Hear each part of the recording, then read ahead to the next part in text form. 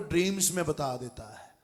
आमीन। चर्च में ऐसे कई लोग हैं जिनके बारे में खुदावन ड्रीम्स में, ख्वाब में बताता है। आपके बुरे काम छुप नहीं सकते, खुदा जाहिर कर देता है। आमीन।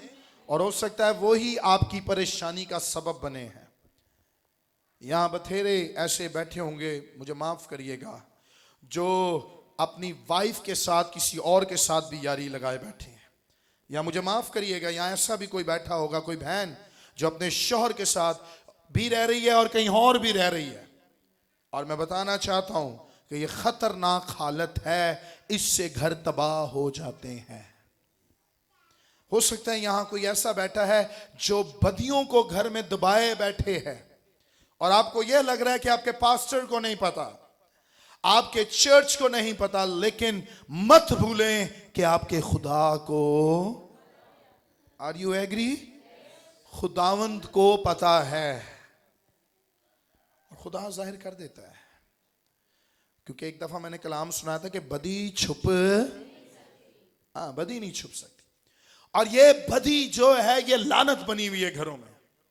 आपके अच्छे काम बहुत अच्छे हो सकते हैं, लेकिन इतनी सी गुनाह की झलक आपको तबाही की तरफ लेकर है, जिसको हम गलत समझते ही नहीं है, बड़ी आसानी से कर जाते हैं। यूट्यूब में बड़ी आसानी से खोल लेते हैं जो कुछ हम देख रहे हैं छुप छुप के।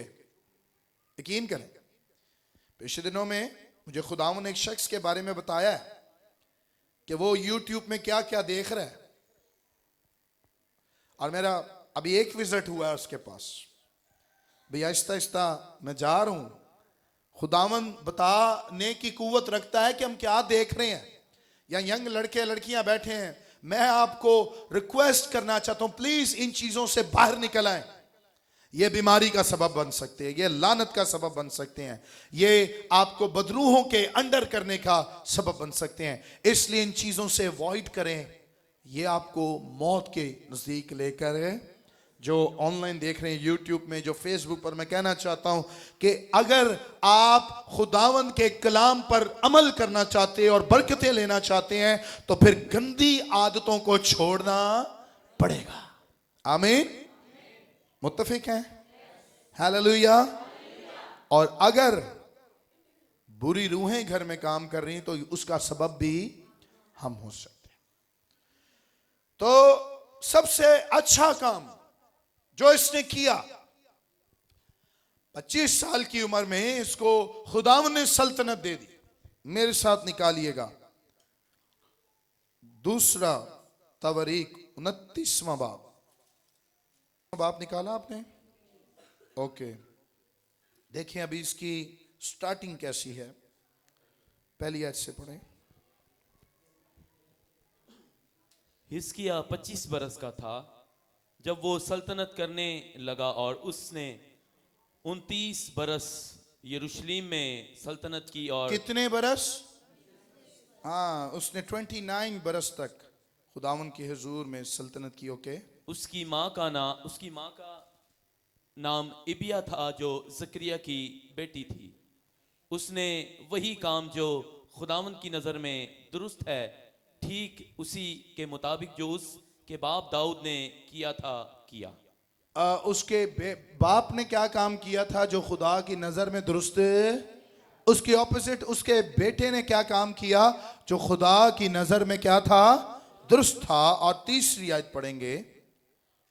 उसने अपनी सल्तनत के पहले बरस के पहले महीने में खुदावन के घर के दरवाजों को खोला और उनकी मरम्मत की। आमीन। कहें आमीन।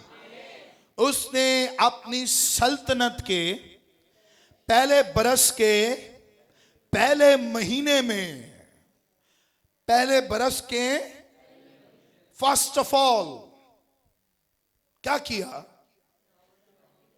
उसने खुदा की हजूरी का एहसास किया। आमीन। उसने कहा कि अगर मेरी सल्तनत बाबरकत हो सकती है, अगर मेरी कामयाबी हो सकती है, और इसके दरमियान दो बड़ी ऐसी कौमें थी जो बड़ी दुश्मन बनी हुई थी बनी इस्राइल के। यहूदा का ये बादशाह था और इस्राएल की सल्तनतें भी दो हिस्से में हो गई थी। एक यहूदा बन चुकी थी, एक इस्राएल थी। दो हिस्से तब्दील हो चुके थे।